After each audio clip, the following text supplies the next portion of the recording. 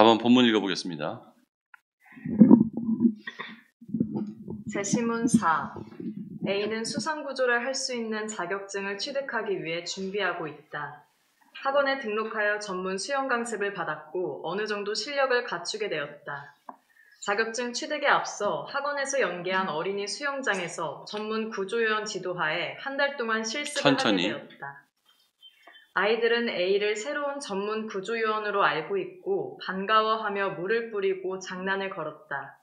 수영장은 수심이 얕아 실제 구조 활동을 할 만한 상황은 없을 것 같았다. 수영을 배우는 아이들 중에는 장애가 있는 아이가 있었다. A에게는 그 아이를 돌보는 역할도 주어져 수영이 끝난 뒤에 씻겨주고 옷을 입혀주어야 했다. 첫날 실습을 마치고 A는 자신이 실습을 제대로 하고 있는 것인가에 대해 여러 가지 생각이 들었다. A와 같이 들어온 동료 실습생은 며칠 뒤 학원에 불만을 이야기하고 성인 수영장으로 재배치받았다. 자, 여기서 객관적 상황하고 주관적 상황을 한번 나눠봅시다. 객관적 상황, 주관적 상황. 해봤어? 자, 여기서 어떤 질문이 나올 건지 이 제시문을 보여준 다음에 교수는 어떤 질문을 학생한테 할 건지 자기 예상 질문 2개씩 적어보세요. 자, 첫 번째, 이 문제의 출제 의도는 뭘까요? 뭘 물어보고 싶은 거야? 태훈아.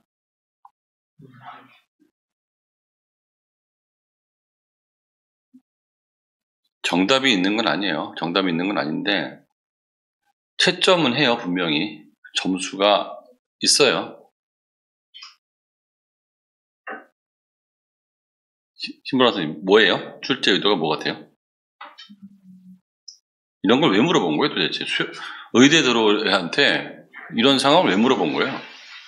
이제 의사가 되면 사회에 나가면 이런 비슷한 새로 들어온 사람들이라면 느낄 수 있을 만한 부당하다고 생각하는 그런 상황들이 많이 벌어질 텐데 부당성 그런 상황에서 어떻게 대처를 할 것인지 그런 조직 안에서에 대한 대처를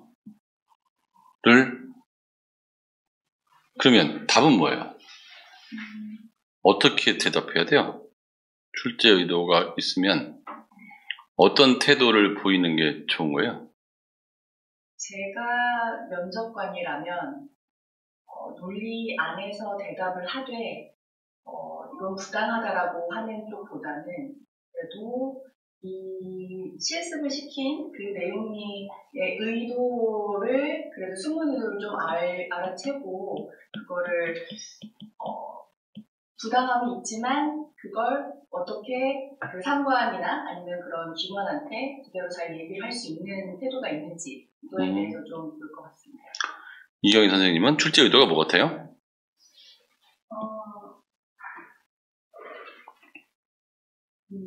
말씀하신 것처럼요. 일단 의사도 비슷하게 이제 실습을 한 후에 전문 그런 타입을 받으시는 직업이다 보니까 그런 비슷한 상황을 유추할 수 있게 그런 상황을 만들어준 것 같고요.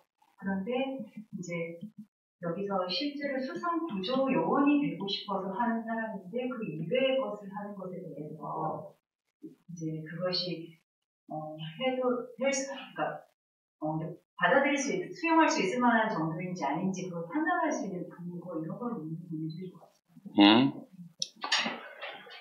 태훈이는?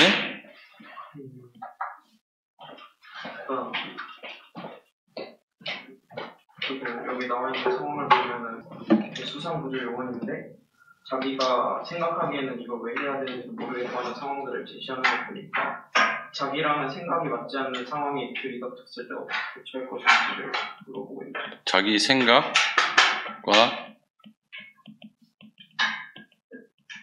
다른 상황에서 대처할 거. 어떻게 대처해야 돼요?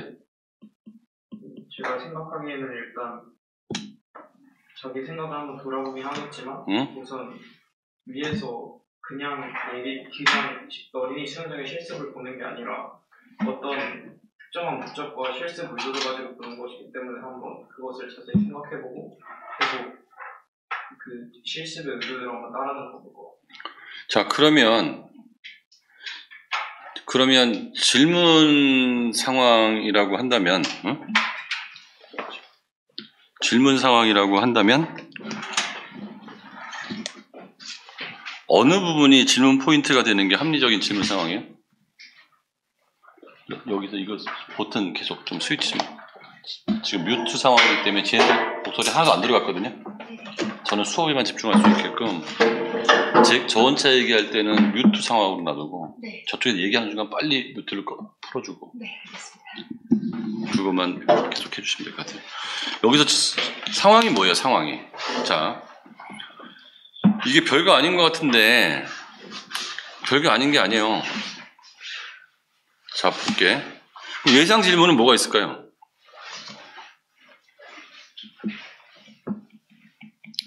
예상 질문과 질문의 의도 내지는 어떤 답을 해야 좋은 평가를 받을까요? 이건 시험 상황이에요. 그냥 점수가 들어가. 어떤 대답을 하면 플러스 몇 점, 어떤 대답을 하면 마이너스 몇 점이 나오는 거예요. 마이너스 몇 점까지는 아니겠지만 플러스 몇 점은 나오겠지.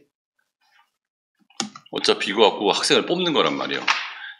항상 얘기하지만 내신 성적은 다 똑같아. 거의 비슷비슷해. 이걸로 뒤집는 거야. 그러면 이 상황에서 깔끔하게 대답을 해주면 합격이고 어리버리하면 떨어지는 거지. 예상 질문은 뭐예요?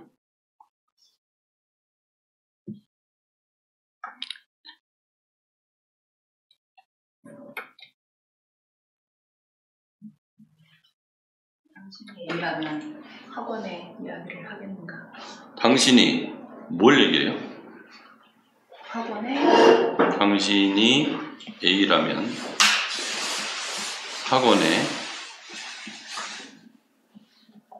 학원에 뭐? 어떻게 이야기하겠는가? 어떻게 이야기한다? 공손하게?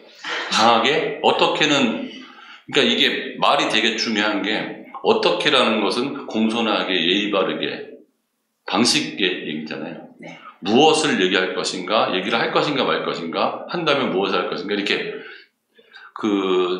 스페시픽이 가능해야 된다는 거예요. 그러니까 우리가 왜 면접 상황이든 그런 때 힘들어 하냐 하면 내가 알고 있는 걸 정확하게 표현을 못하고 동양적인 문제인데 두루뭉실하게 얘기하고 두루뭉실하게 받아들이는 연습이거든요. 그렇게 훈련이 되어 왔거든. 그러니까 나중에 오해가 많이 생기고 법적 분쟁이 많이 생기는 거예요. 정확하게 얘기하고 정확하게 얘기해야 될 거를 대충 얘기하다 보니까. 자, 예상 질문 다시 뭐라고요? 당신이 A라면? 네 생각은 뭐야? 예상 질문. 저는 만약에 당신이 A라면 계속 어린이 수영장에서 실습을 할 것인지 아니면 동료 실습생처럼 학원에 불만을 얘기해서 성인 수영장으로 재배치 받을 것인지 만약 그렇다면 이유는 왜? 자, 당신이 A라면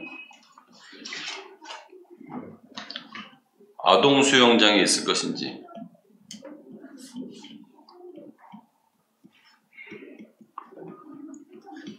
아니면 성인 수영장에 배치할 것인지 요거? 또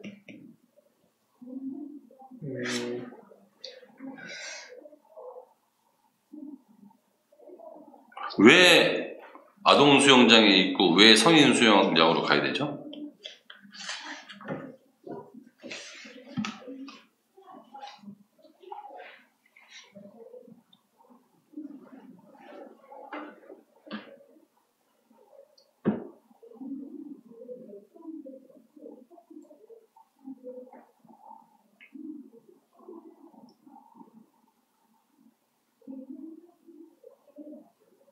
이현 선생님? 네. 예상 질문이요. 일단 그 줄 쳐진 부분을 좀 주목해서 A가 여러 가지 생각이 들었다면 어떤 생각이 들었을 것이며 그 근거는 무엇인가 이렇게 물어볼 수 있을 것 같고요. A는 자신이 실습을 제대로 하고 있는 것에 대해서 여러 가지 생각이 들었다. 네, 어떤 생각을 했을 것인가. 어떤 생각을 했을 것인가. 네, 그 근거는 무엇인가. 왜냐하면 그 앞에 나온 조건들이 워낙 많기 때문에 그것들 중에서 이제 어떤 생각을 했을까? 근거는 뭘까? 그 다음에 두 번째로 봤을 때 그렇다면 이제 앞에서 다 하신 것과 마찬가지로 당신이 A라면 어떤 선택, 어떤 행동을 할 것이며 그 근거는 무엇인가 이제 이렇게 질문할 것 같습니다. 자, 어떤 생각을 했을까요?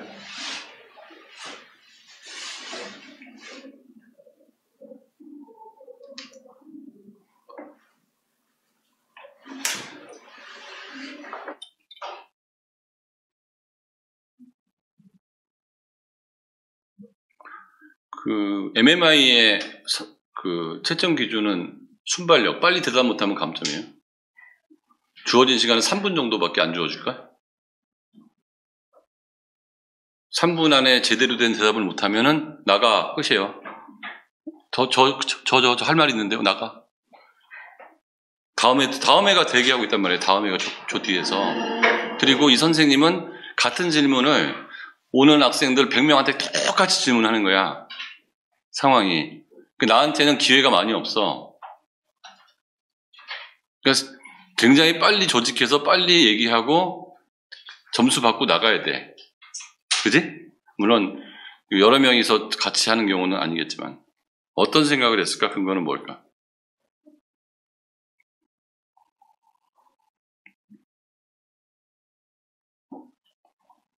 자, 내 생각 한번 얘기해 볼게요. 자, A는 자신이 실습을 제대로 하고 있는 거에 대한 여러 가지 생각이 들었다라는 것은 수영장에 대한 긍정적인 평가예요? 부정적인 평가예요? 부정적인 평가죠. 됐습니까? 여기까지 따라왔어요. 그러면 어떤 점이 이 사람이 수영장에 대해서 부정적인 평가를 하게 된 계기가 된 거예요? 어떤 점, 왜 여러 가지 생각이 들어? 그냥 가서 일을 하면 되지. 뭐가 문제야? 자, 제가 뭐가 문제냐고 얘기했으면 답을 해야죠. 뭐가 문제예요? 자기가 하는 일이 전문적이지 않다고 느낀 것 같습니다. 자, 여러 가지 생각이 든 원인이 뭐냐 이거예요. 1번. 여러 가지 생각이 든 이유가 1번. 자신이? 네. 자신이 하고 있는 일이 전문적이지 않다고 느낀 것 같습니다. 일이 전문적이지 않다. 이렇게 얘기하면 불합격이에요. 이 사람은 전문가가 아니에요. 얘는 실습생인데 무슨 전문직원 일을 연습하러 오는데. 수상 구조를 배우러 왔는데 다른 일을 하고 있다고 느낀 것 같습니다. 그러니까 수상 구조를 배우러 왔는데 다른 일을 하고 있다? 그게 왜 불만일이죠? 수상 구조의 범위를 이 사람은, 그러니까 저는 그 수영장 안에 있는 사고에 대한 일이라고 생각을 했었는데 그 수영장 안에 있는 일이 아닌 그 탈의실에 있는 일까지 맡겨졌기 때문에 부당하다고 느낀 것 같습니다. 부당하다? 부당하다. 자, 정확히 그러니까 다시 말하면 면접 상황은 내 마음속에 있고 내 생각을 듣는 사람이 추가 해석할 필요 없이 정제된 언어로 그대로 전달을 해줘야 되는 거예요. 그러니까 교수가 무슨 말인지 못 알아들으면 한 번쯤 다시 물어봐요. 그게 무슨 말이지? 또 못 알아들으면 나가요. 그러니까 네 머릿속에 어떤 생각이 있는지 모르겠는데 그 생각을 아주 정리를 잘해서 내가 알아듣게 얘기하는 게 면접시험이잖아요.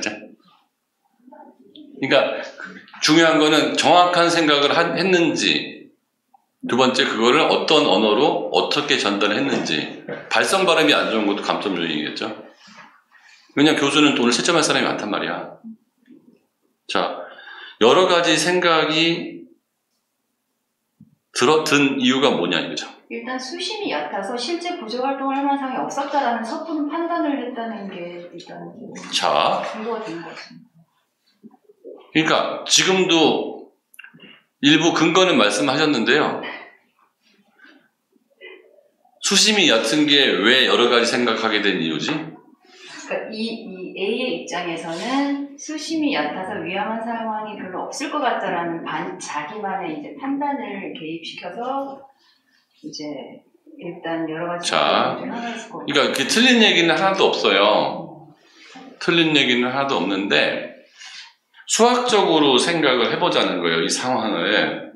답이 틀리면 왜 틀리는지에 대해서 지적이 있어야 될 거 아니야. 얘는 그 A라는 사람은 지금 이 상황이 만족스럽지 않아. 자, 욕구가 충족됐어요? 안 됐어요? 안 됐어요. 자, 욕구는 언제 충족되죠?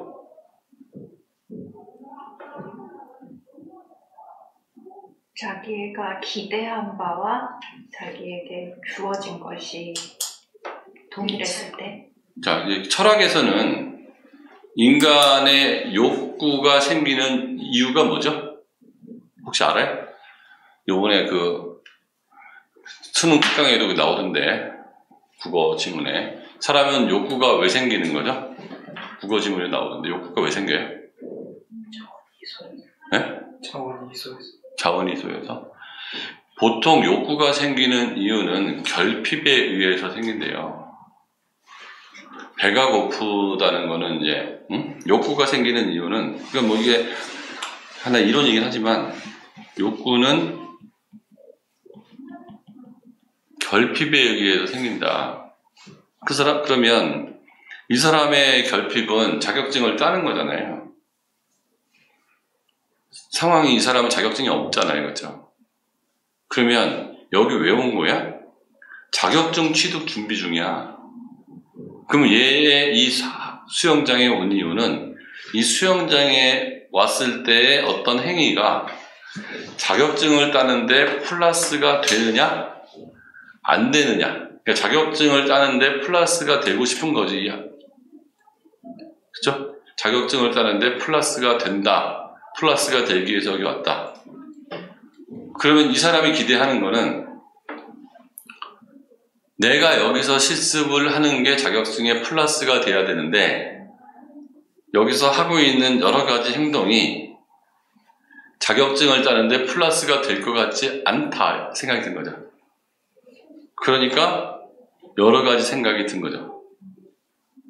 그러면 학원은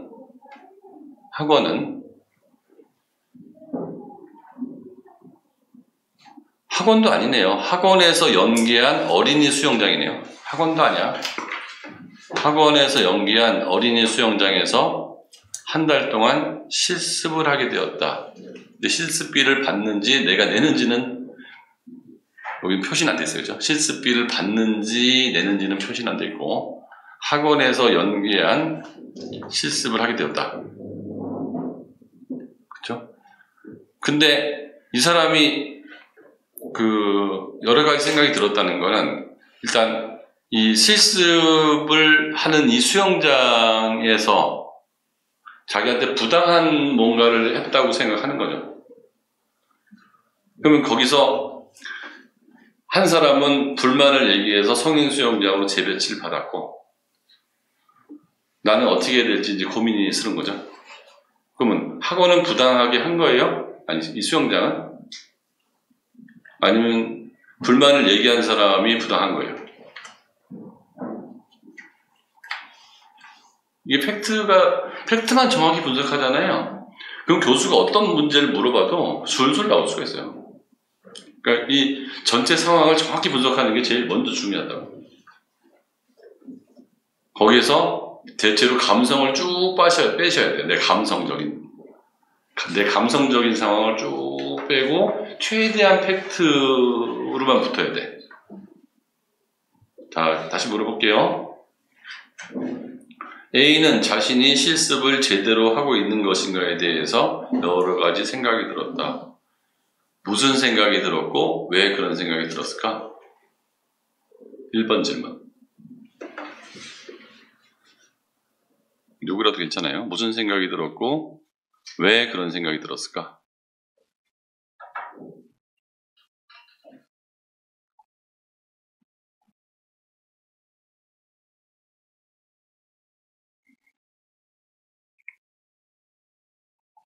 태훈아, 무슨 생각이 들었을까?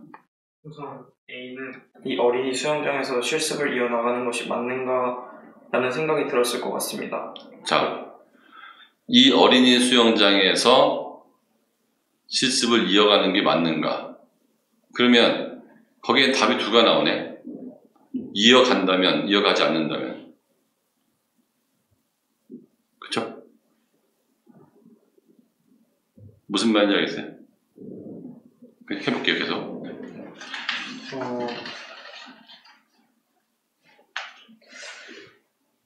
그래서 이어가는 게 맞는가라는 생각이 들었을 것 같습니다. 우선 첫 번째로 A가 이러한 고민을 하게 된 이유는 우선 자신이 기대한 것은 수상구조를 할 수 있는 자격증을 취득하기 위한 수상구조를 연습할 수 있는 그런 환경을 기대했었는데 정작 어린이 수영장에 와서 실습을 한 것으로는 구조활동은 없었고 장애가 있는 아이를 도와주거나 아니면 어린이들의 장난을 받아주는 것 외에는 한 것이 없었기 때문에 이러한 상황들이 자신의 자격증 취득에 도움이 됐을까 하는 고민과 함께 이 실습을 이어나가는 것이 맞는가라는 생각을 했을 것 같습니다. 맞는가라는 거는 실습을 이어나가지 말아야겠다는 거예요. 이어나가야겠다는 거예요. 그러니까 표현이 되게 중의적이잖아요. 아직까지도. 내가 지적하고 싶은 건 그거예요. 그럼 이 A라는 사람은 실습을 계속 해야 돼요? 말아야 돼요?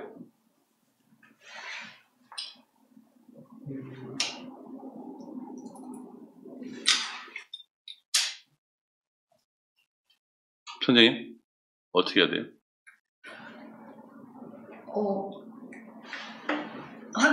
학원 측이랑 한번 상담을 하는 것이 필요할 것 같습니다. 이런 자기의 불만이 분명히 지금 존재하는 상황에서 그 불만 요소를 해결하지 않고 그것을 자기가 이렇게 납득하거나 이해하지 않은 상태에서 계속 이 활동을 이어나간다면 이 A는 계속적으로 그 불만이 있는 채로 자격증을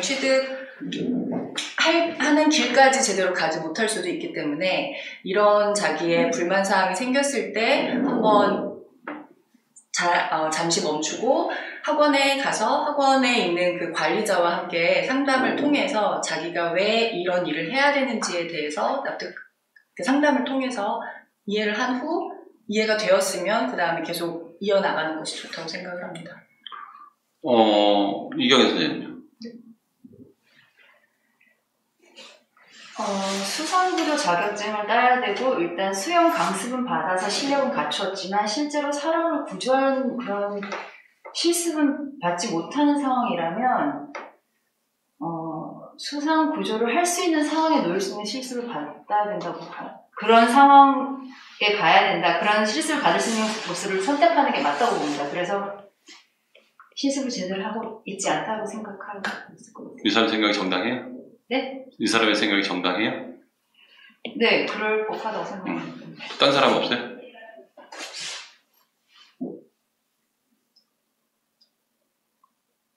저는 궁금한 게 그거예요.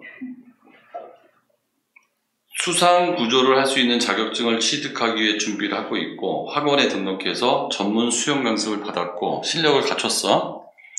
자격증 취득에 앞서 학원에서 연계한 어린이 수영장에서 전문 구조 요원 지도하에 한 달 동안 실습을 하게 되었다. 그러면 수상 구조 요원이 되기 위해서는 실습 조건이 필요하다라는 느낌 드네요, 그죠? 네, 이 글로만 봤을 때는 자격증 취득의 조건이지 않을까. 그렇죠. 자격증 취득의 조건 걸로 보여요. 근데 이 사람은 불만을 가졌다 이거죠. 불만을 가졌어. 그 불만은 정당한가? 그냥 그걸 물어보는 거예요. 불만을 가지는 것에 대해서는 사람의 감정이기 때문에 그건 정당한 불만인가? 예를 들어서 정의라는 개념인데요. 내가 5개를 받을 거라고 생각했는데 3개를 주면 불만이 생길 수 있잖아요. 근데 3개가 충분한 양이라면은 그건 불만이 정당하지 않을 수 있는 거거든요. 분배적으로 봤을 때. 그러니까 부당하다고 생각했을 때 생기는 불만이 이거죠. 그러니까 불만이 정당하다는 거는 부당한 처우를 받았냐 이거죠, 이 사람이.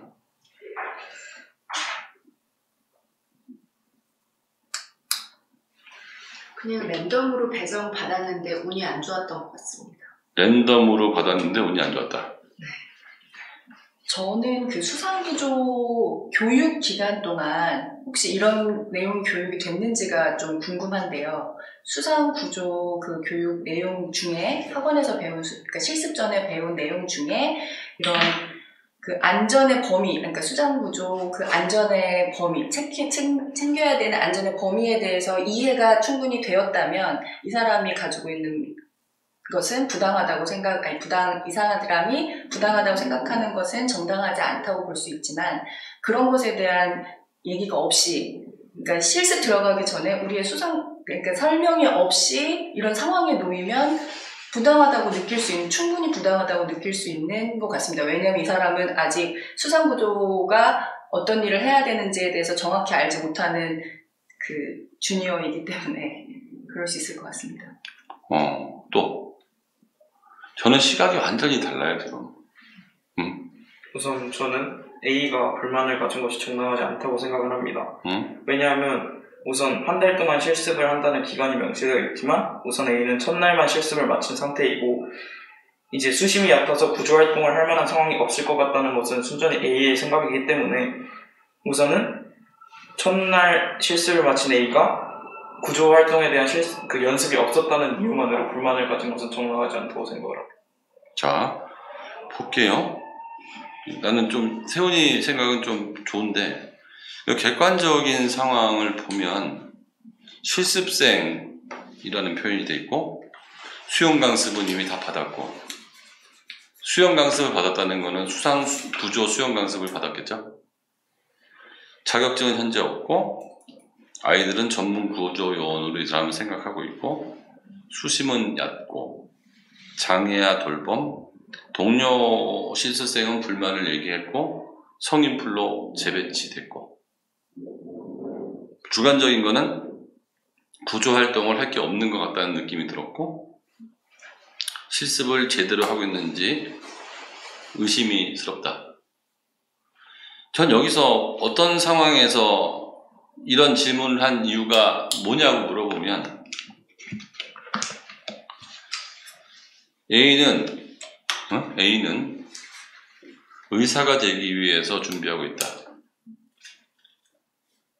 그러니까 학교에서는 어느 특정한 병원에 가서 학교를 다니면서 의사가 되기 위해서 예를 들어서 6년의 교육과정을 받았다.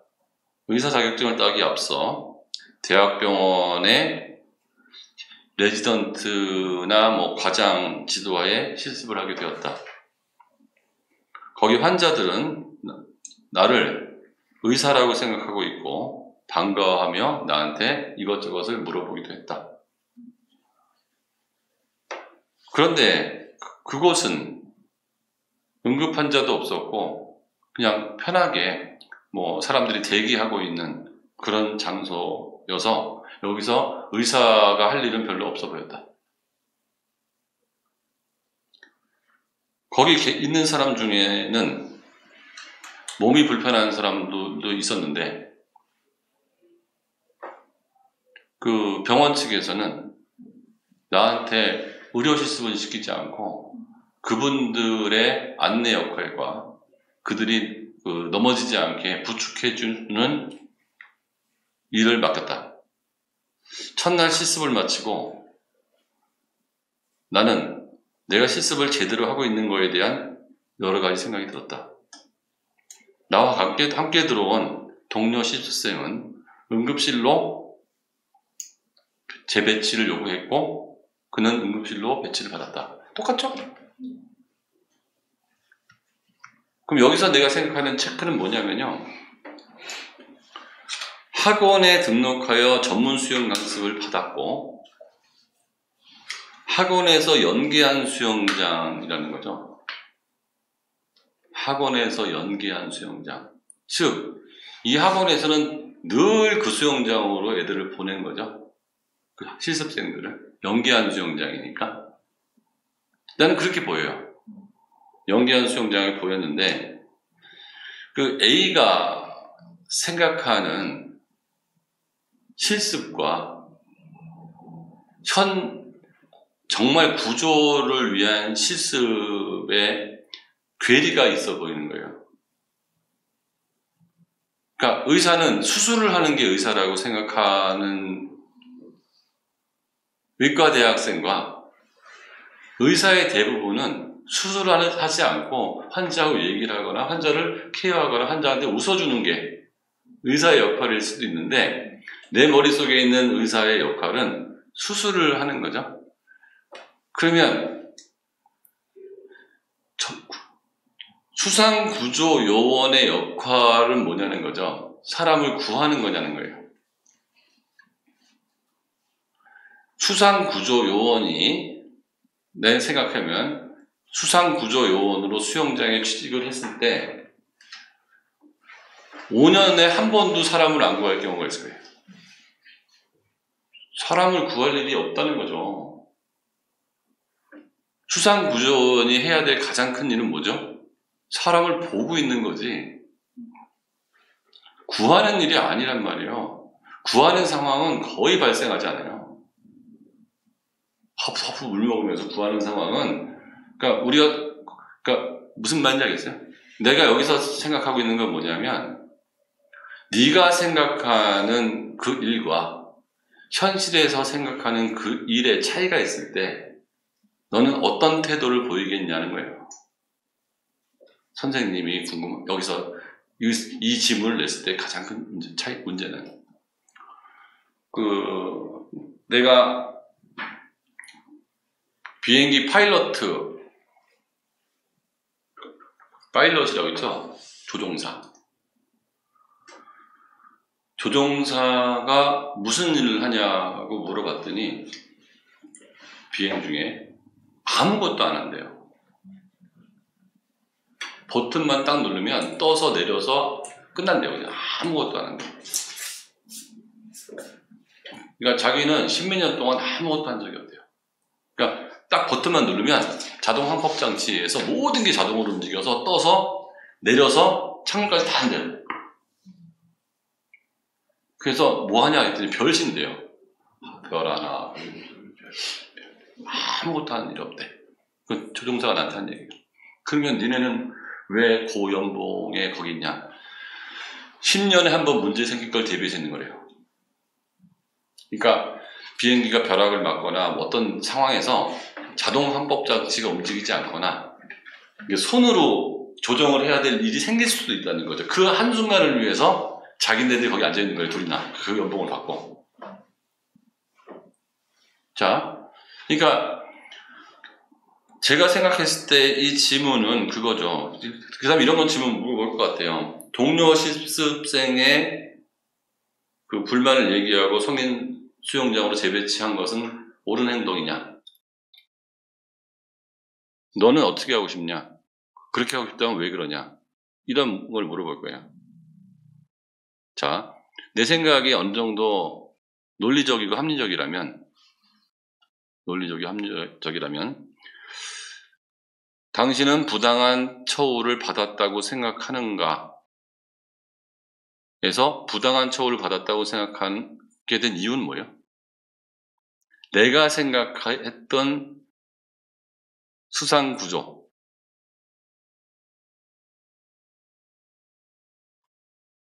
거기서 실습하는 수상구조의 차이. 그죠? 그러니까 왜 이 수영장에서 한 달 동안 실습을 하라고 하냐면 그러면 이 사람은 누군가 물에 빠지는 상황이 발생을 해야 된다는 거잖아요. 그래서 구조를 해야 되는데 일반 수영장에서 그런 상황이 생기겠냐고. 그러니까 이 사람이 생각했을 때에 좀 잘못 본 거는 수심이 얕아 구조 활동을 할 만한 상황이 없다. 자, 이 사람은 물에 빠져 죽는 것만 수상구조라고 생각했죠? 수영장에서 왔다 갔다 하다 넘어지는 거는 구조가 아닌가요? 그러니까 물에 빠져 죽는 것만 수상구조라고 생각하는 게 아니고 벽에 부딪혀서 피가 날 수도 있고 호흡곤란이 생길 수도 있고 그 다음에 장애아가 있다는 거는 장애아는 더 취약한 상황인 거죠. 그러면 수상구조라는 거는 수영장에 들어왔을 때 안전하게 들어왔으면 집에 갈 때 안전하게 가는 것까지가 아닌가요? 그러니까 수상구조의 범위가 어디냐 이게. 물에 빠져 죽은 사람을 구해주는 것만 수상구조냐. 이 수영장이라는 데서 수상구조 요원을 고용하는 이유는 이 수영장 전체에서의 안전이 아닐 수도 있잖아요. 그러니까 이 사람이 생각하는 수상구조와 현실에서 수상구조의 차이 때문에 이런 불만이 생긴 건 아니겠느냐. 그럼 그 불만이 정당한 불만이냐. 이런 정도까지 얘기한다면 그게 병원 상황, 얘가 병원 상황까지 얘기할 필요는 없더라도 그렇다면은 이 사람은 어떤 면에서 사려 깊지 않았죠? 제가 보기에는 실습에 대한 팩트 체크가 잘 안 됐던 것 같아요. 예를 들어서 학원에서 한 달 동안 내가 수영장에서 실습을 하는데 어떤 내용을 주로 실습을 받는 건가요? 라고 미리 다 알아봤다면 거기서 할 일 없고 수영장에서 사람을 보는 것 자체가 되게 중요한 거야. 수영장의 실습이라는 것은 굉장히 여러 사람이 어떤 상황인지를 계속 모니터링하는 게 되게 중요한 거죠. 그러니까 실제로 교통 현장에 교통경찰이 있지만 사고가 나는 게 아니고 모니터링을 하고 있잖아요. 사고가 날 수도 있는 가능성이 있다는 거. 그런데 그 중에 장애아가 있다고 그러면 더 집중해서 모니터링을 해야 될 거야. 이 사람의 생각은, 내 생각은 그래요. 모니터링을 하는 게 수상구조요원이 해야 될 가장 큰 일인데 이 사람은 구조를 하는 게 가장 큰 일이라고 생각할 수도 있어요. 수상구조요원에. 그러니까 뭔가 애들 물도 얕은 데서 무슨 사고가 생기겠느냐 이렇게 생각한 것 같거든요. 그래서 이 사람은 그런 면에서 그럼 수영장은 왜 잘했나요? 수영장에 잘못한 건 뭐죠? 브리핑을 해줬어야 될 것 같아요. 그러니까 당신이 지금까지 수상구조요원을 잘 받았는데 자꾸 이게 불만이 생겼다고 그러면 그렇죠? 여기서 이 정도 팩트 체크를 하면 좋을 것 같은 게 그러면은 답은 되게 간단한 거죠. 이건 병원 상황을 해보니까 너무 그냥 변혁이 되는데요, 그냥. 굉장히 많은 그 초보 의사들이 의과대학을 졸업하고 대학병원에 온 다음에 내가 이러려고 의사 됐나 뭐 이런 생각 안 할까요? 그러니까 내가 생각하는 의사와 내가 생각하는 병원은 그냥 TV에서 본 병원. 항상 그 응급 상황에 땀 흘리고 근데 대부분의 직장은 그냥 루틴하게 돌아가는 경우가 많거든요. 그리고 내가 생각하는 가장 멋있는 일자리만 주어진 건 아니거든요. 제가 옛날에 어떤 그 학생들하고 있다 보면 그런 말을 하는 애가 있어요. 너는 나중에 뭐 하고 싶으냐? 국제기구에서 일을 하고 싶대요. 예를 들면 유엔에서 일을 하고 싶대요. 그런 경우가 되게 많잖아요. 그래서 내가 무슨 얘기했냐면 유엔에서 무슨 일 하고 싶으냐? 유엔에서 일하고 싶다. 국제기구에서. 국제기구 화장실 청소하고 싶으냐 했어요. 국제기구에 화장실 청소하는 직원이 있잖아요. 그건 아닌데요. 그럼 국제기구 앞에서 가드 할래? 그것도 아닌데요. 국제기구에서 다 직원들이야 그 사람들이. 그러면 국제기구 총무부에서 의자 날를래? 아니면 국제기구에서 마이크가 잘 되게끔 세팅할래? 이 사람의 머릿속에 있는 건요, 유엔 사무총장밖에 없어요. 그러니까 내가 생각하는 그러니까 예를 들어서 뭐 법원에서 일을 한다, 의사로 일을 한다, 은행에서 일을 한다. 그러니까 우리가 생각하는 영화에 나오는 그런 아름다운 일만 일어나는 게 아니고 그 모든 사람들이 다 모여서 유엔이든 유니세프든 돌아가는 거지. 그냥 가장 멋진 모습, 그 모습이 일상 있는 건 아니고 그 모습은 잠깐 있는 거고 대부분은 굉장히 반복적이고 별거 아닌 일들이 모여 있는 거예요. 나는 그거를 여기선 제시문사에서 그러니까 전체적인 상황을 다 알지도 못하면서 섣불리 판단하는 거에 대한 문제점. 뭐 이래 이거. 그리고 그걸 부당하다고 얘기하는 것. 그래서 여기서 부당하다고 얘기를 강하게 하고 그걸 논리적으로 굉장히 더 주장할수록 감점은 계속 받을 것 같아요.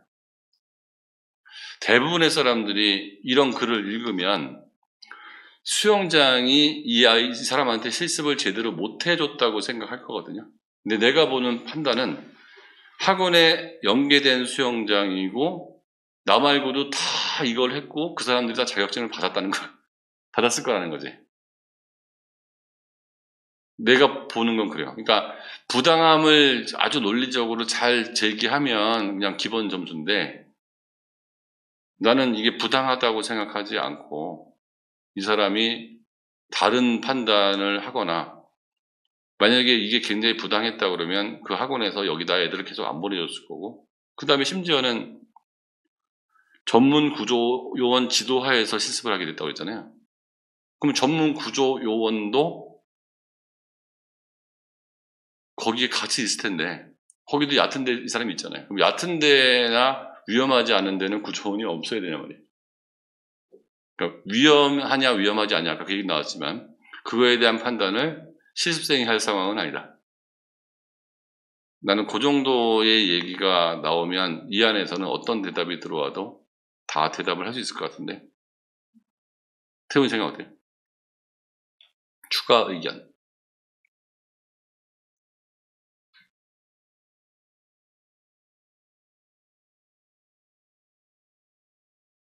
김보라 선생님 추가 의견. 여기서 계속 부당하다라고, 그러니까 이거를 의사로 병원으로 대입을 했을 때는 딱 그 말씀이 딱 맞는 것 같은데 여기서의 팩트 중에 하나가 계속 부당하다고 느끼는 것 중에 하나가 학원이라는 데 있거든요. 내가 돈을 내고 일정한 서비스를 받기 위해서 그 자격증을 받는 그 서비스를 받기 위해서 내가 돈을 내고 간 곳이라는 거죠. 내가 페이를 받으면서 이 자격을 위한 교육을 내가 받고 있는 것이 아니고 내가 돈을 내고 하고 있기 때문에 기대하는 바가 있을 겁니다. 그래서 이 사람이 기대하고 있는 그 그런 내용을 먼저 이해를 시켜줬으면 이런 고민조차 하지 않았을 것 같습니다. 그래서 이 학원에 저는 문제가 있었던 게 이 돈을 받고 이 사람을 연계한 어린이 수영장까지 보낸 건 좋았지만 이 구조의 활동의 범위에 대해서 정확하게 알려주고 최근에도 얕은 수영장에서 또 익사사고 난 건 또 있었거든요. 그래서 그런 것들을 알려주면서 그런 것들이 굉장히 중요한 일이다라는 걸 좀 주지시켰으면 이런 불만 사항이 없었을 것 같습니다. 뭐 그것도 가능할 것 같고. 근데 이 실습을 할 때는 내가 돈을 냈는지 받았는지는 알 수는 없어요. 학원에는 돈을 낸 거고 여기는 학원하고 연계된 수영장이라는 표현만 있으니까. 그러니까 학원이 잘못한 거죠. 수영장은 그렇게 해도 연계를 해줄 때 분명히 그거에 대한 건 얘기를 해줬어야 된다고 봅니다. 또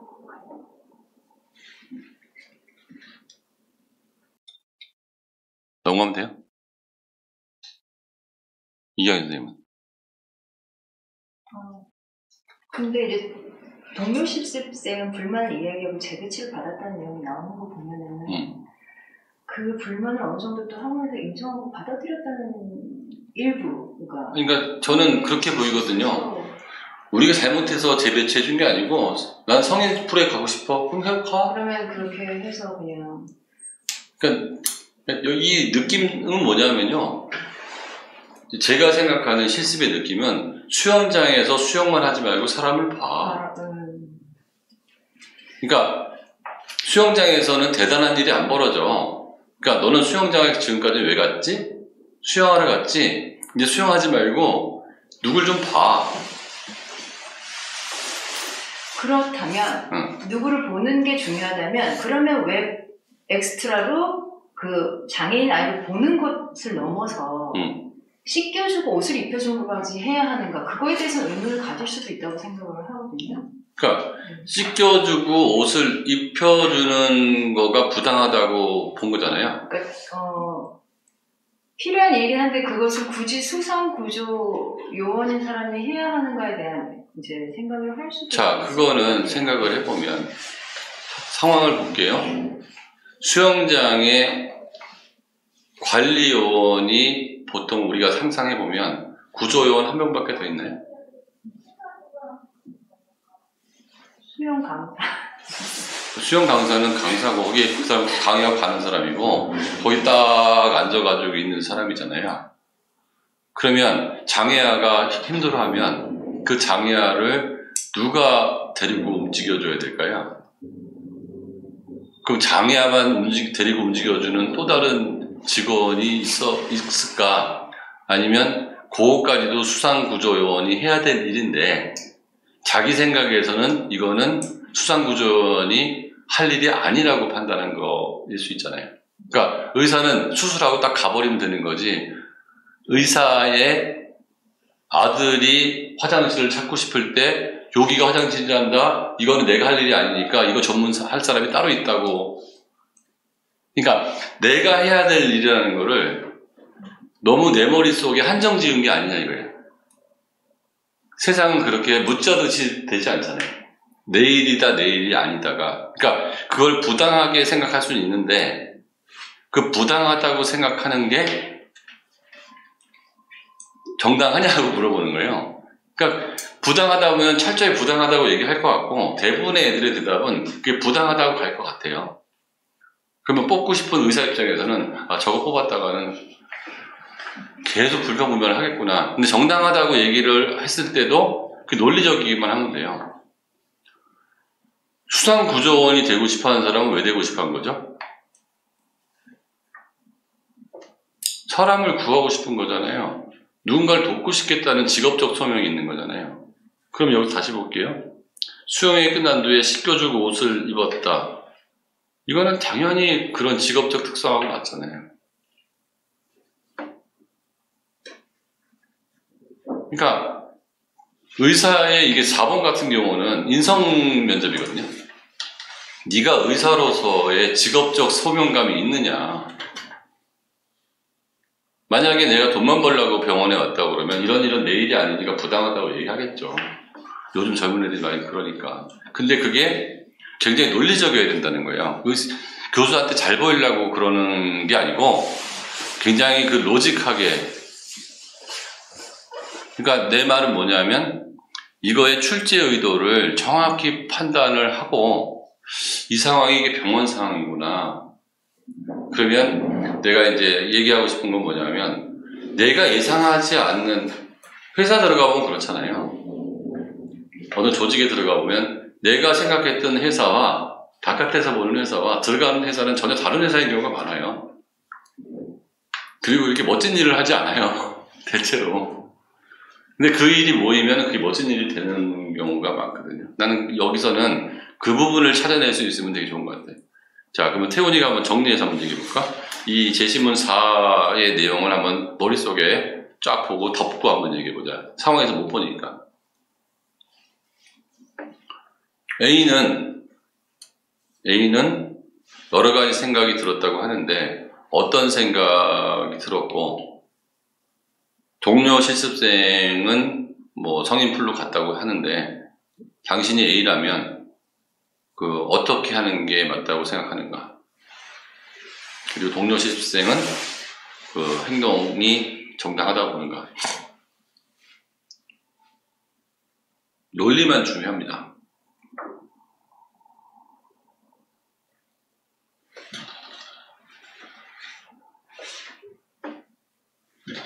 우선 이 상황에서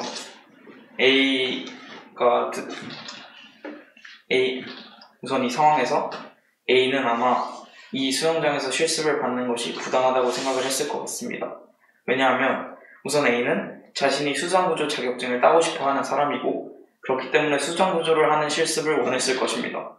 그러나 실상 어린이 수영장에 실습을 하러 와서 한 일은 수상구조 활동, 그러니까 물에 빠진 사람을 구조하는 활동이 아닌 장애의 아이를 도와주고 그리고 아이들의 장난을 받아주는 일밖에 하지 않았습니다.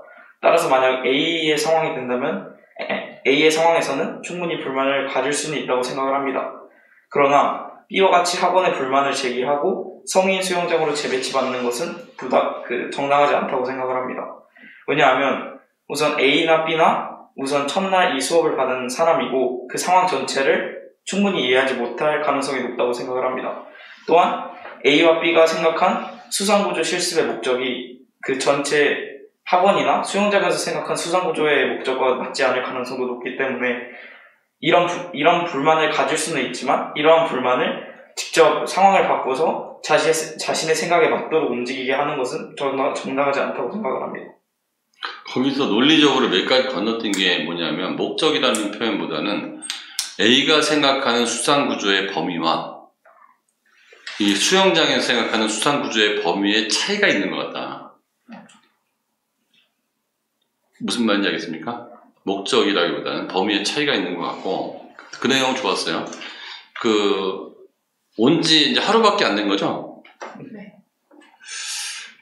하루의 실습으로 한 달 실습을 다 판단한 거는 좀 섣불러다. 그런 표현은 아예 참을성이 좀 있구나. 그리고 여기서 이제 네가 상상력을 갖고 얘기하면 되지. 실제로 학원에서 수상구조 연습은 다 받은 것 같은데 학원도 수영장일 테니까 일반인들이 많이 오는 수영장에서 수상구조 관련된 실습 상황이 발생할지에 대한 의문이 있다. 그래서 아까 내가 얘기했지만 그런 말이 들어가면 되게 좋을 것 같아요. 사실 사람이 물에 빠져서 위험한 상황이 생기는 게 드문 일이 아니어서 수상구조원이 할 일은 그러면 이게 지적인 능력이 보이겠지. 누가 물에 빠졌느냐를 보는 거지. 물에 빠지는 상황이 자주 발생하지 않기 때문에 전 수상구조 실습의 가장 큰 핵심은 관찰에 있는 거 아니에요. 관찰. 그러니까 수상구조, 이 사람이 생각하는 수상구조는 꺼내는 게 수상구조, 심폐소생술을 하는 게 수상구조라고 생각을 했다면 그것보다는 누가 위험한 상황에 처해 있는지를 세심하게 관찰을 하는 거고, 수상구조에서 가장 장애인에 대해서 내가 또 얘기를 하면 취약한 사람이 장애인 아니겠냐. 일반인이 물에 빠져서 사망을 하는 경우보다는 장애를 갖고 있는 사람이 물에 빠져서 사망할 가능성이 더 높다 그러면 돌보는 역할도 주어지는 것도 그다지 그렇게 부당한 처우가 아닐 수 있다. 그러면 그 상황을 생각해보면 이런 얘기까지 한다 그러면 왜 그러지? 너한테 시키면 하겠냐? 생각해보면 저도 수영장을 가봤는데 거기에는 많은 직원들이 있는 게 아니고 스스로 움직여야 되는 거 아니겠느냐, 뭐 이런 얘기 정도 해주면 그게 논리적으로 다 맞는 것 같고, 대부분이 이 시스템을 되게 잘못됐다고 생각하는 경우가 많거든요. 시스템에 문제가 있다. 이거는 학원에서 뭘 했었어야 한다. 그 다음에 수영장에 뭘 했었어야 한다. 그거잖아요. 그 지문도 그런 식으로 생각하게끔 유도를 했단 말이에요. 이게 앞에 지문은 어디서 그렇게 나왔었죠? 제 지문 3번에서 그랬잖아요. 아이들한테 교육을 시켜줘야 한다. 심지어는 공원에 고궁에 장애인들이 들어가야 돼. 또 뭘 만들어줘야 된다. 계속 뭐 시스템을 바꿔줘야 된다는 거잖아요. 근데 시스템이라는 게 쉽게 바뀌는 게 아니고, 시스템이 바뀌기 위해서는 굉장히 많은 시간과 비용이 들어가거든요. 그러면 전체적인 문제를 시스템에 있는 경우도 있지만 주체한테 있는 게 아닌지를 한번 다시 리플렉트 해보는 연습이 되게 중요한 것 같아요. 이런 딜레마 상황이나 이런 상황에서 그러니까 자꾸 전체 시스템을 바꾸자고 그러는데, 전체 시스템을 바꾸자는 거는 담론이거든요. 잘 안 바뀌어요. 왜? 시간도 돈도 많이 걸리니까. 근데 그 주체가 상황 판단을 정확히 했느냐. 그래서 제가 아까 본문에서 주관적인 요소, 객관적인 요소 나눠놓고 팩트 체크를 계속 해보자는 거거든요. 그러면 이 질문이 나온 경우에는 이 대학 교수들은 다 대학병원 과장급 이상들이잖아요. 굉장히 많은 사람들이 의과대학 실습생들이 와가지고 환호를 하겠어요? 아니면 내가 생각했던 병원하고 다르다고 생각하겠어요? 응? 그쵸. 그 정도가 얼만큼 심한지 보고 싶은 거죠. 그래서 야, 이 자식은 안 되겠다. 떨어뜨리는 거죠. 4번의 질문은 나는 이게 대학병원 상황이라고 봅니다. 됐죠? 자, 그럼 다음 문제 갈게요. 2021년 MMI 한번 볼게요. 제시문 읽어볼게요. 제시문 1. 학급 학생 15명 A에서 O에게 친한 순서대로 5명 이내 친구를 적도록 한 후 이를 바탕으로 그린 그림이다. 선이 굵을수록 친한 사이를 의미한다. 여기서 팩트는 뭐뭐 있죠? 학생은 몇 명? 15명. 5명 이내니까 안무도 안 해도 되고 5명 이내니까 4명까지 하는 건가요? 하나, 둘, 셋, 넷. 제일 많은 게 4명인가요? 네. 5개는 없죠. 그렇죠? 그러니까 뭐 5명을 사실 이내라는 말이 그 국어적으로 하면 5명도 된대요. 수학에서는 꼭 이내면 4명이지만 실제로 표현할 때는 5명도 된다고 하는데 하여튼 뭐 4명 정도까지. 그 다음에 선이 3개가 있네요. 그렇죠? 제일 굵은 선, 중간선, 가는 선. 그 다음에 없는 거. 그러니까 총 4개가 존재하네요. 그렇죠? 4개의 선. 굵은 선, 중간선, 가는 선, 없는 거. 이거는 몇 종류의 그 인간관계가 있는지 한번 찾아볼까요? 일단 제일 쉽게 발견할 수 있는 건 뭐죠? 이게 제일 쉽네요, 이거. D. 두 번째 발견되는 게 얘네들이네요. 깐부 집단. 그 다음에 어떤 게 있죠? I도 있네요. 특성 있는 게. 그 다음에는 A도 있네요.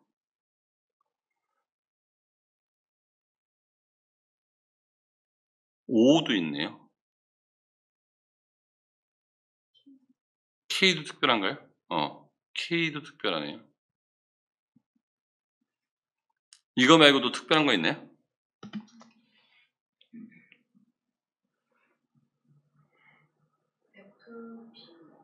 F? F와 B. 여기도 있네요. 또 어떤 사례가 있을까요?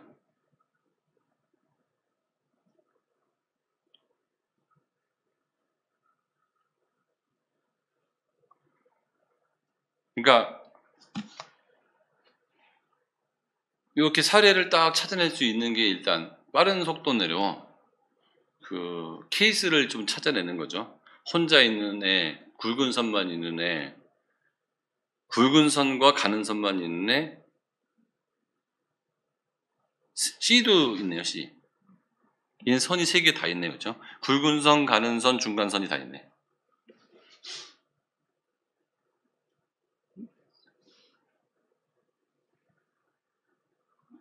그러면 그 NLM의 특성은 뭘까? D의 특성은 뭘까?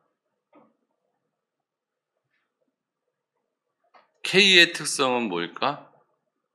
그럼 K하고 만나는 A의 특성은 뭘까? 이것들을 좀 생각해 보는 게 되게 중요할 것 같아요. 그냥 우리 나름대로 생각하는 특성들이겠죠? 그러면 그게 질문 1이네요.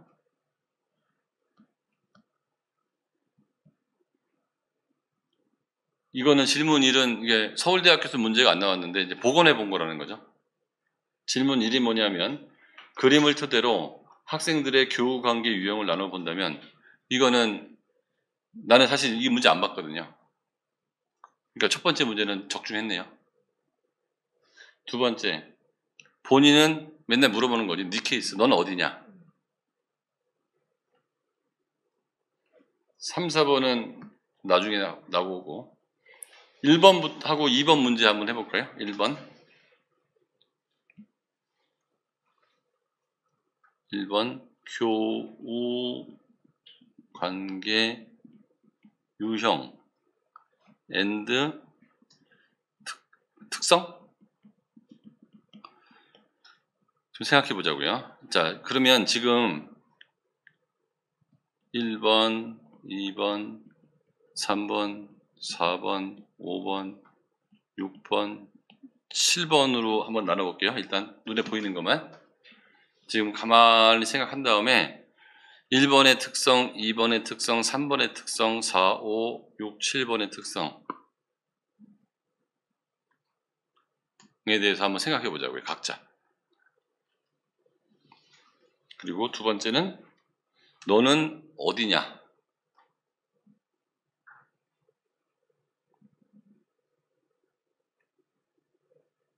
그리고 그 특성을 가졌을 때 뭐 행복감일 수도 있고 만족감일 수도 있고 왜 그랬냐일 수도 있고 이런 것들 물어볼 수 있겠다. 추가 질문으로.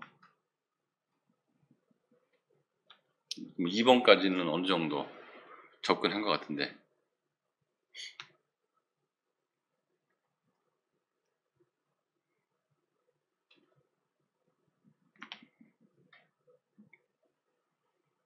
빨리빨리 생각해야 되니까.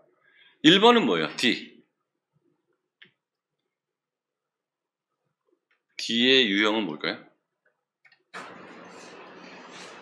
다른 사람이랑 관계를 깊게 맺지 않고 혼자 좀 독립적으로 활동하는 그런 스타일입니다. 그렇죠.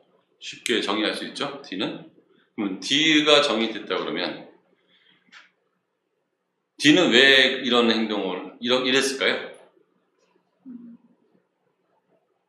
이거는 긍정적이에요, 부정적이에요. 긍정적이라면 왜? 부정적이라면 왜? D가 이런 행동을 했을 때 생길 수 있는 뭐 장점, 단점? 일단 D는 긍정적이어 보여요, 부정적이어 보여요? 부정적이어 보여요. 자, 부정적이라면 왜? 팀으로 일하는 것에는 좀 적합하지 않은 사이인 것 같고요. 긍정적이면 독립적이어서 혼자서 남한테 의지하지 않고 잘 일을 해나갈 수 있을 것 같습니다. 자, 학급에서 저는 이제 계속 얘기하면은 그거에 대해서 NT를 걸는 게 제 일이니까 NT를 당한다고 해서 자꾸 미워하거나 무시당하거나. 또 심 선생님은? 네. D. D요. D가 워낙에 눈에 띄니까. 네, 스스로 혼자 그 주체적으로 일하는 것은 긍정적으로 볼만 하지만 이 일을 떠나서 네. 여기선 교육관계 유형이거든요. 한 반에 15명 중에서 친한 아이가 없다. 교우관계 친한 아이가 없다 이거거든요. 일단 그 팩트까지만. 일을 한다는 얘기는 없어요. 지금. 첫 1번 문제에서는 교우관계 유형과 특성에 대해서만 얘기하는 거예요.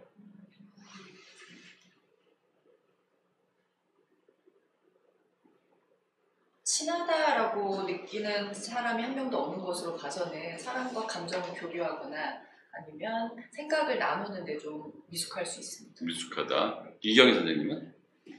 자의에 의해서 만약에 이렇게 혼자 고립되어 있는 경우에는 본인이 옳았다고 생각할 수도 있는 것이고 아니면은 마음이 맞는 사람이 없어서일 수도 있는 것인데 타에 의해서 만약에 고립된 것이면 소위 말하는 문제가 되는 왕따나 이런 것도 생각할 수 있습니다. 저는 저렇게 얘기하면 무조건 플러스 점수 받을 것 같은데요. 왜냐하면 독립되어 있을 때 우리가 일반적으로 떠오르는 그 편견이나 선입관은 왕따가 떠오를 거 아니에요. 근데 얘는 너무 강하고 그 다음에 너무 마음이 편하고 다른 사람을 의지할 필요가 없는 아이일 수도 있어요. 이게 두 가지로 그러니까 독립적으로 스스로가 나는 이런 아이들은 누구든지 다 도와줄 수 있는 아이일 수도 있어요. 무슨 말인지 알겠죠? 반대로 이제 타의에 의해서 이런 상황이 처해졌다 그러면 얘는 굉장히 스트레스 받는 상황일 수도 있겠죠. 그러니까 제가 왜 이경희 선생님이 얘기한 거에 대해 높게 점수를 주냐면 둘 다 근거를 정확히 제시를 했어요. 그리고 생각에 편견이 없잖아요.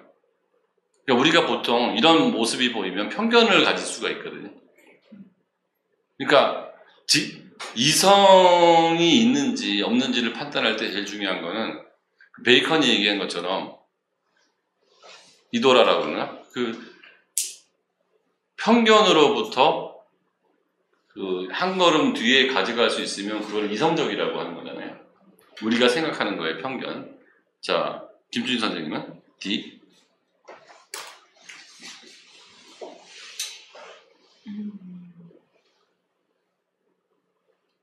지금 말씀한 것들이 나오긴 했는데요.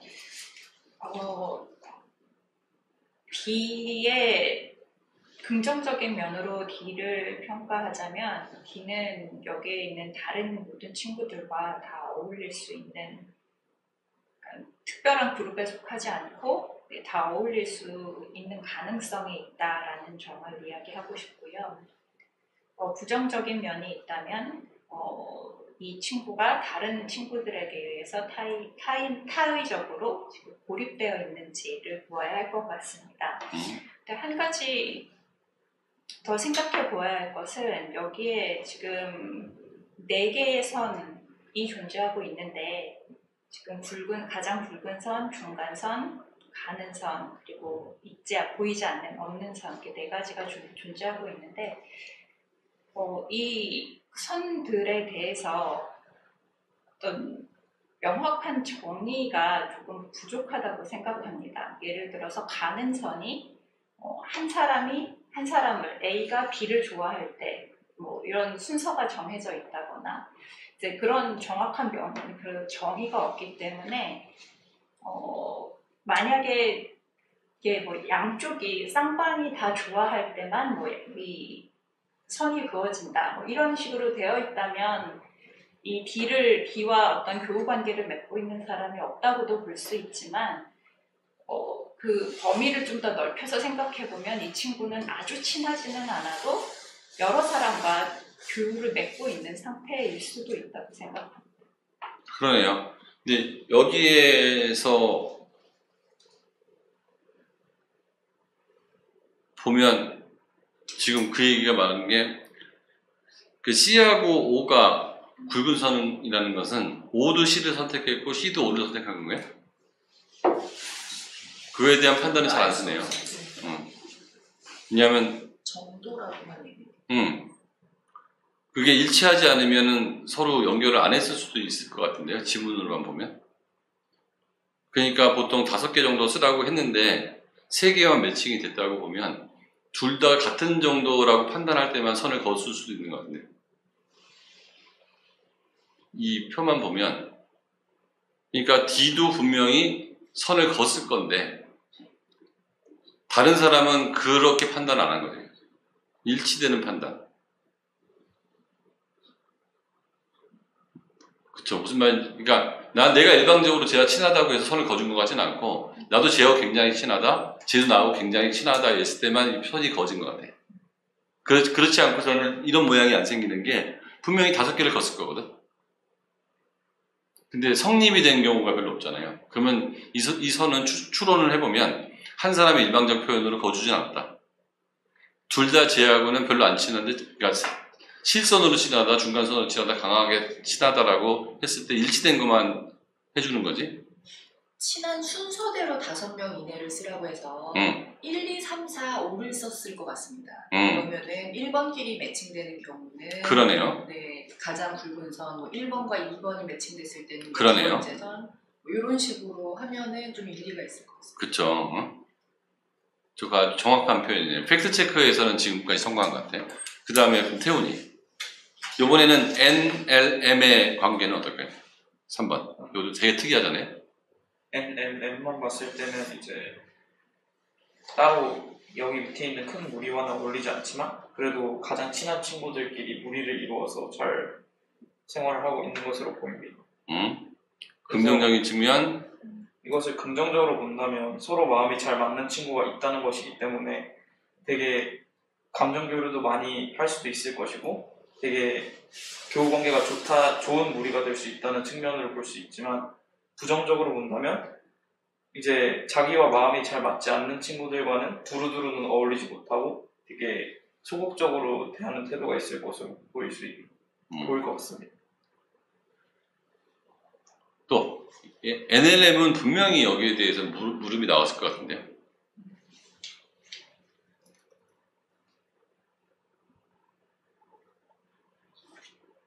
NLM은 어떤 유형일까요? NLM 한 단어로 정의한다면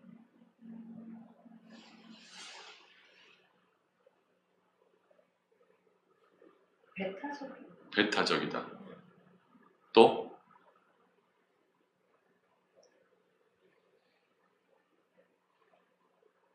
저는 귀족 같은데요, 귀족. 우리는 니네하고 달라. 니네하고 달라. 여기서 제가 보기에 NLM이 여기서 가장 큰 헤게모니를 갖고 있을 것 같은데.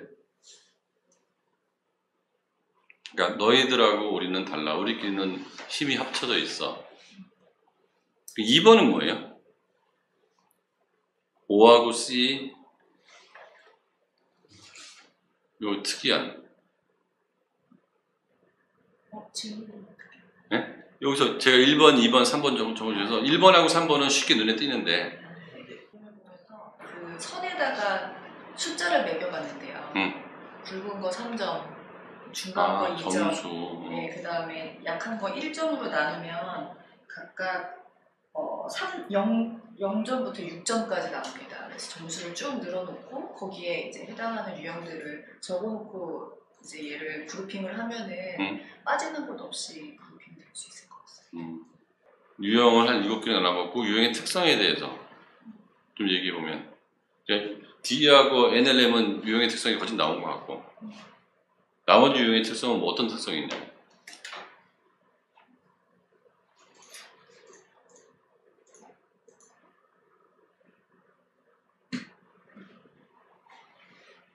여기의 유형의 특성은 뭐예요? 이거는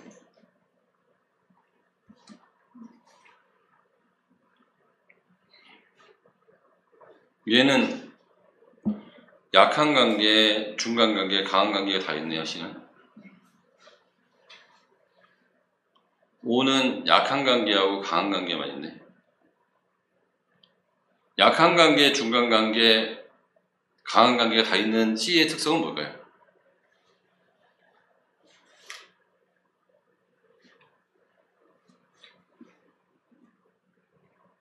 관계를 서열화한다.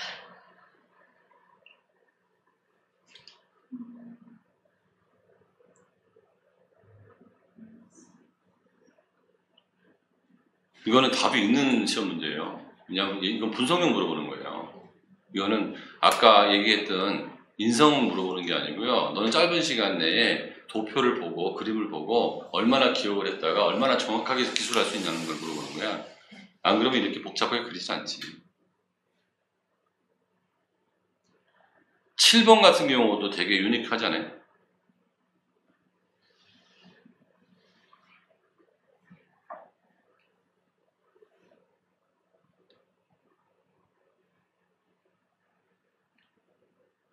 얘는 약한 관계만 딱 3개가 있고 얘도 분명히 친하다고 하는 사람이 있었는데 얘가 친하다고 하는 사람은 얘한테 친하다고 얘기를 안 했죠. 여러 가지 유형이 존재를 하고 있고 K도 되게 특이하죠. 딱 한 명하고만 일치됐는데 A는 K하고 한 명이 일치된과 동시에 3명하고 일치됐단 말이죠. 일치됐다는 거는 내가 너를 생각하는 너와 네가 나를 생각하는 내가 같다는 거잖아요.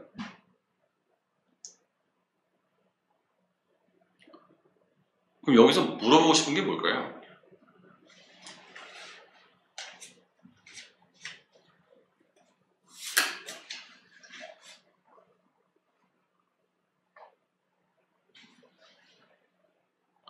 자, 어느 게 답일지 모르겠는데요. 답은 뭐 없겠지, 뭐 어느 정도 있겠지만.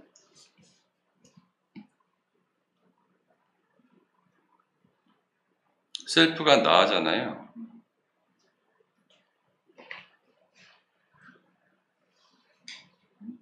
이게 기본적으로 자아에 대한 거에 대한 질문 같아요. 자아.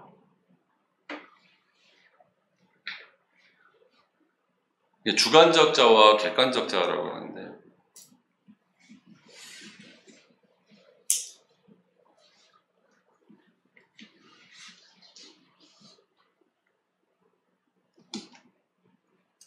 내가 생각하는 나와 남이 생각하는 나와의 괴리. 거기서 사람들은 그 안정감과 불안감이 생기는 거거든요.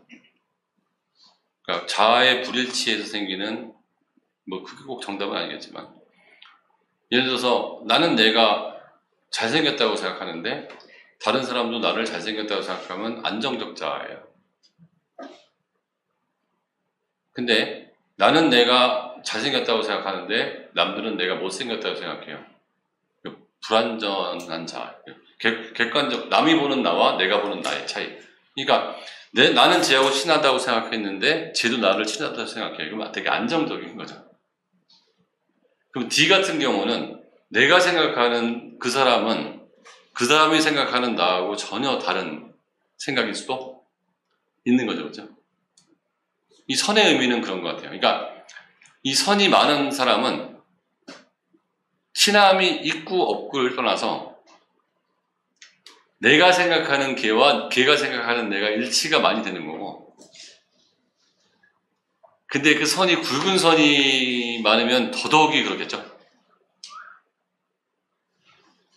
그러니까 이 선의 의미는 내가 쟤를 바라보는 것과 쟤가 나를 바라보는 거의 매칭. 을 보여주기. 옛날에 그런 프로도 있었는데, 사랑의 짝대기라고. 쭉 앉아가지고, 나는 쟤가 좋아, 쟤는 내가 좋아, 쟤는 내가 좋아 했을 때, 일치가 되는 일이 많이 없거든요. 그래서, 그 셀프.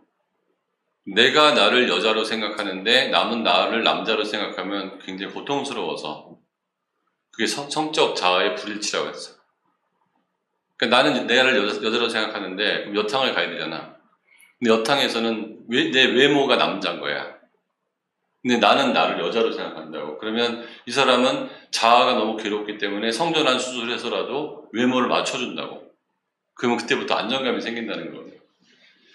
그러니까 내가 지금 성공하고 싶은데 성적이 안 좋아. 그럼 얘는 불안함을 느끼고 그럼 공부를 열심히 해서 성적을 하거나 공부를 하거나, 아니면 내가 성공하고 싶은 생각을 죽여버리면 얘는 안정적 자아가 되는 거예요. 이해되니까 무슨 얘기인지? 그러면 그런 생각을 갖고서 그림을 한번 다시 볼까요? 저는 그렇게 봤어요.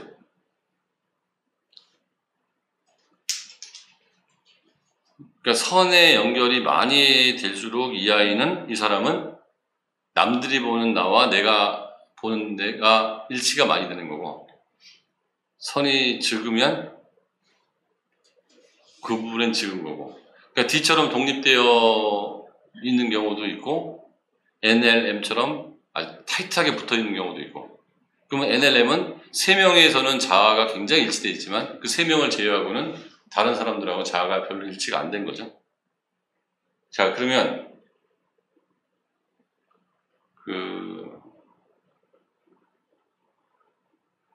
태훈이 너는 뭐 같아? 어느 알파벳? 2번 질문이요.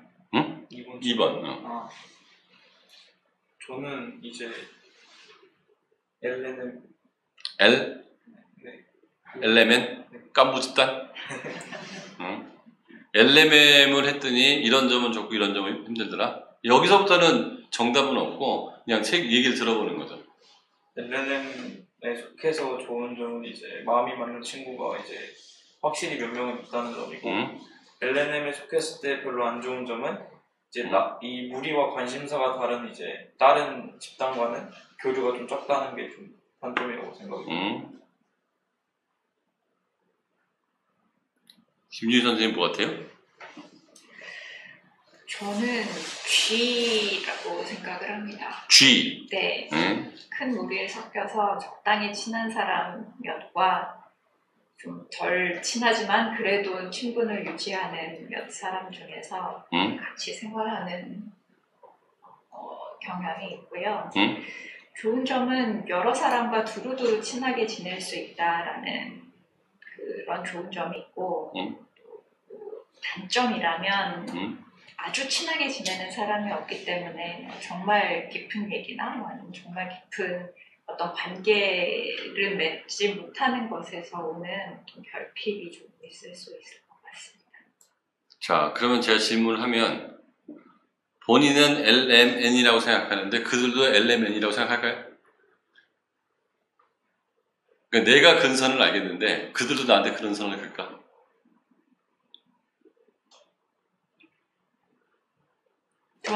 누구한테 다 물어본 거예요. 나는 우리 셋이 깐부라고 생각하는데 이들은 나한테 다른 선을 그을 수도 있지 않을까요? 왜냐하면 내가 아는 걔네들이 다는 아닐 테니까. 그러니까 이거는 굉장히 실증적으로 모두한테 물어본 거잖아요. 그러니까 여기서 나와야 될 대답 중에 하나는 그런 대답을 해줬으면은 굉장히 교수가 이렇게 생각했을 것 같아요. 어떤 대답이냐면 저는 제가 LMN이라고 생각합니다.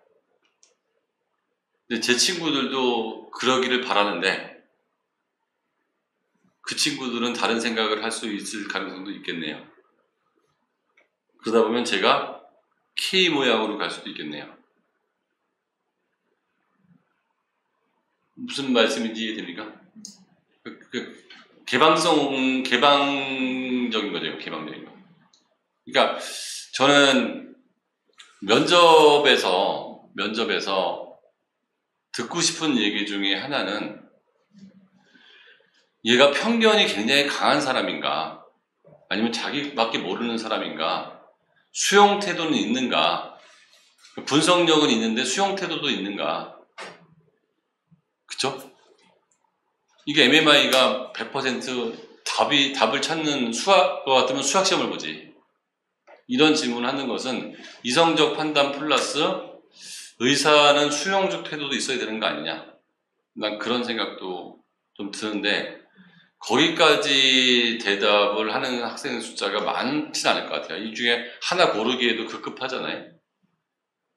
그러니까 MMI 시험을 볼 때 이런 생각을 한번 가져보자고요. 보통 아이들은 여기까지 할 거다. 그건 해줘야겠죠. 하나 어드밴스는 뭘까? 근데 그 어드밴스가 잘못 어드밴스 해버리면 감점 요인인 거고 그 어드밴스가 로직하기만 하면 쟤 봐라? 이런 게 좋은 쪽으로 그런 생각도 들 것 같아요. 여기서 또 이런 대답을 하면 좋을 것 같다라는 거 뭐 있을까요? 1번, 2번 중에서.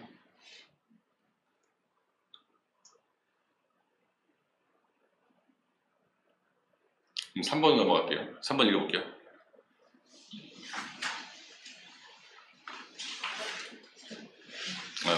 거기 없어요. 3인 1조의 조별 과제를 하는데 당신이 L이다. L이에요, 이제. 이 깐부야, 깐부. L인데 J와 K가 당신에게 같은 조를 하자고 한다. J와 K가 당신한테 같은 조를 하자고 제안하여 긍정적인 태도를 보였다. C가 같은 조를 하자고 한다. 이제 한 명을 아웃시켜야 될지도 모르는 상황이네요. 3인 1조니까. 어떻게 할 것인가?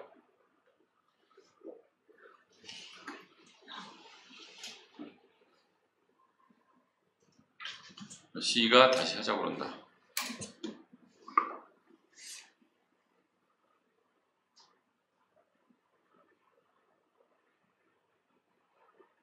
여러분은 C가 당신에게 같은 조를 하자고 그러면 하겠어요, 안 하겠어요?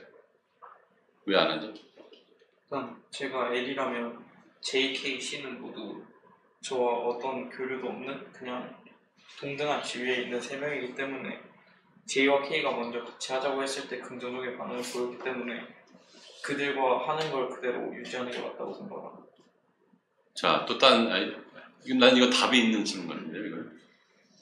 여기서 조건이 먼저 J하고 K가 자기한테 하자고 해서 긍정적인 태도를 보였긴 했지만 지금 이후 C의 J와 K와 C의 능력에 대한 판단을 조금 해야 될 것 같습니다. 나랑 같이 조를 했을 때 어떤 게 더 선한 결과를 가져올 수 있는지에 대해서 한번 생각을 해봐야 될 것 같고, 그게 무차별하다면 JK, C와 무차별하다면 처음으로 긍정적인 태도를 보였던 JK와 같이 하는 것이 같이를 하는 게 맞다고 생각을 합니다. 또 딴 거는?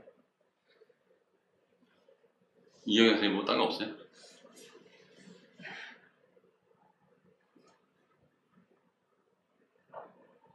제가 L이라면 먼저 J와 K랑 긍정적인 태도를 보였지만 C가 제안해 왔을 때 C한테 더 끌릴 것 같거든요. 왜요? 성향이 얘는 굉장히 붉은 선으로 연결되는 그런 깊은 끈끈한 인간관계를 좀 좋아하는 스타일인데, K도 굵은 선이 있고 C도 굵은 선이 있는데 J는 되게 가능성만 있는 성향의 사람인 것 같습니다.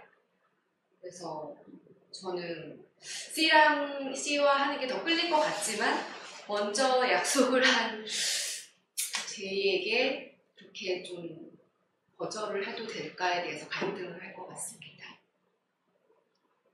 또 딴 거 없어요? 전 여기서 이런 생각을 해봤어요. 제 생각은 굉장히 비약적일 수도 있는데요.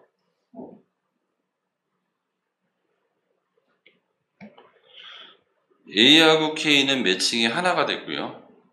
J는 매칭이 2개가 됐어요. 여기서는 3개의 매칭이 있었죠. C는 1순위, 2순위, 3순위 다 써먹었어요. 그러니까 L하고는 C는 순위가 없는 거죠. 근데 이거는 guess예요. 100%. 이거 답이 있을 거라고 생각하는 이유가 그거거든요. J는 이렇게 굵은 선을 썼을 수도 있었다는 거죠. J는 L한테 난 너 너무 친해 라고 했는데 L은 이렇게 했을 수도 있다는 거죠. 그래서 긍정적일 수도 있어요. 제 생각은 그래요. 그리고 K는 여기에서 가는 선이든 아니면 두 번째 굵은 선이든이 둘이서 왔다 갔다 했을 가능성이 있죠. 나머지하고 매칭이 안 됐단 말이에요. 그게 L일 가능성이 있다는 거죠.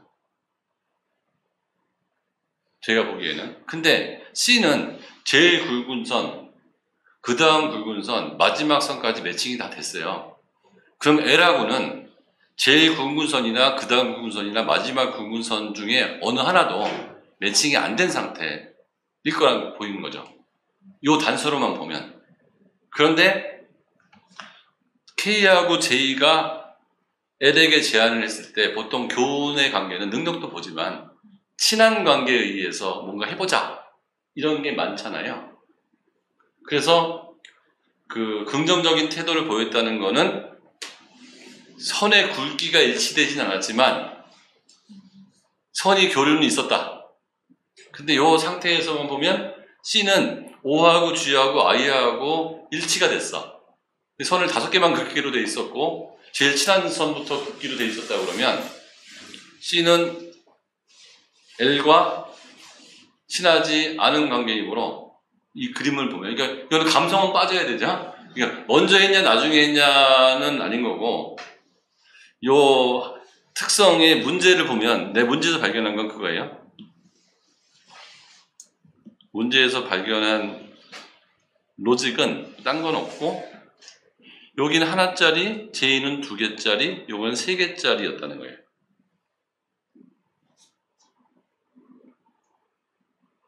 팩트만 보면, 그러니까 독립변수, 종속변수라고 했을 때 K하고 J가 이런 상황이었다는 거예요. 근데 이 상황은 3개가 다 있는 상황이 C의 특성, J는 2개만 있는 특성, K는 하나만 있는 특성인데 여기서 yes가 있었으면 여기서는 no일 가능성이 높지 않겠냐. 그러니까 최소한 L은 J하고 K하고는 친할 수 있는 가능성도 숨어 있으나 C하고는 친할 수 있는 가능성은 안 보여요.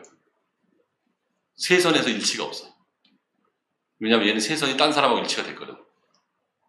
그래서 저는 같은 조를 하자고 한다. 안 할 것 같다. 왜? C는 나하고 친한 애가 아니다. 이거 단서만 보면. 자, 만약에 이 과정에서 본인에게 불만을 제기할 수 있지 않나? 이거는 뭐 답이 이렇겠죠. C가 당신에게 같은 조를 하자고 했을 때, 보건 문제니까 그렇다고 했을 때, 나 그럼 C하고 할래 라고 답이 나왔다면 추가 문제겠죠. J와 K가 불만을 제기할 수 있을지 않나. 그렇게 답이 나올 것 같고, 이거는 3번에서 그 매칭을 할게 라고 했을 때만 나오는 거고, 매칭 안 할게 라고 그러면 이 불만은 없겠죠. 여기에 무슨 뭐 특별한 로직이 있는 것도 아니고, 이거 교수들한테 교수들이 이거에 대한 정답을 발표한 것도 없고 하기 때문에 굉장히 많은 추측만 일어날 텐데, 이렇게 선을 여러 개 긋고 선의 굵기까지를 썼다 그러면 이거는 분명히 인성 문제는 아니다라고 생각하셔야 돼요. 여기에서 뭐 인간적인 얘기 이런 얘기 나오면은 그거는 별로 플러스점 못 받을 거고, 이렇게 표를 그리고 선의 개수도 다 5개가 매칭이 된 것도 아니고, 어디는 하나, 어디는 2개, 어디는 동떨어져 있고, 이건 수학 문제 풀라는 얘기여서 이 안에서 로지컬한 단서를 찾는 게 최선이고, 그 답은 틀리더라도 그 로지컬한 단서를 찾을 때 논리에 비약만 없다 그러면 합격점 받지 않았을까 하는 생각이 듭니다. 여기까지 할게요.